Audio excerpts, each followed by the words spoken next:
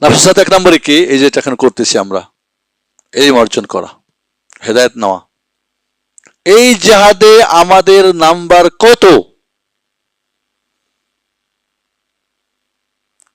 কোরআন সুন্নাহর knowledge, সাহাবায়ে কেরামদের বুঝে, সালাফদের বুঝে আমি কতটুক জানি আর কতটুক চেষ্টা করি। 1 নম্বর জিহাদে যে পারবে না 2 নম্বর পারবে না, 2 না পড়লে 3 পারবে না, 3 না হলে 4 পারবে না, মানে সিরিয়াল কিন্তু এটাই। তাহলে নফসের সাথে জিহাদের অরিজিনাল জ্ঞান অর্জন করা। প্রতিদিন আপনি একটা করে আয়াত হেফজ করেন, করেন হাফেজ না, বুঝলাম, কয়টা সূরার হাফেজ, কয়টা আয়াতের? দৈনিক একটা করে করেন, তাও করেন না, একটাও করেন না। হেফজ তো হেফজ খানাতে যেতে হবে না। জ্ঞান অর্জনের নাম্বার কত আমাদের? জিহাদ, এই জিহাদের নাম্বার কত? 1 নম্বর না পারলে 2 নম্বর পার, 2 নম্বর কি আমল, এই জ্ঞানের আমল করতে হবে নিজে। কতটুকু আমল করি? এই যে আমরা আজকে পাগল হয়ে গেছি ওইখানে বসার জন্যে, 1 নম্বর জিহাদ কয়জন করতে পারছি, কতটুকু করতে পারছি? 16 বছর হানাফি মাযহাবের ফিকহ পড়া তালাকের মাসলা 2টা মাসলা শিখলাম। 3 তালাক দিলে একসঙ্গে 3 তালাক হয়, আর হালাল করতে হলে কি হিল্লা বিয়ে দিয়ে দাও, বাস। এটা বিশাল এক অধ্যায় একটা।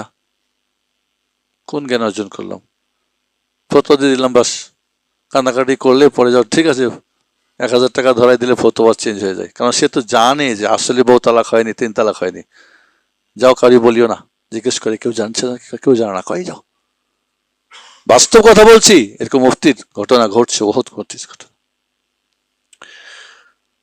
আমলের নম্বর কত?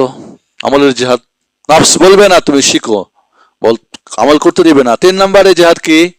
অন্যের কাছে এটা পৌঁছানো, দাওয়াত করা।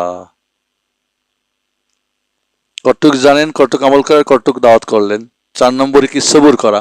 কারণ ইলম অর্জনে সবুর লাগবে না? এই যে বসে আছেন মাটির মধ্যে, অনেক কষ্ট হচ্ছে না? আমি তো একটু নোটে চড়তেছি, দাঁড়ায় যাচ্ছি, আপনারা তো বসে আছেন চুপচাপ। কত মাস বসে থাকতে পারে? কষ্ট না, কষ্ট নাই? আমল করা কষ্ট না, কষ্ট না? দাওয়াত করা কষ্ট না, কষ্ট না? সবর করতে হবে। এই 3টা হলো নফসের। এই 3টা যদি নফসের সাথে 4টা, ইলম অর্জন, আমল, দাওয়াত, সবর,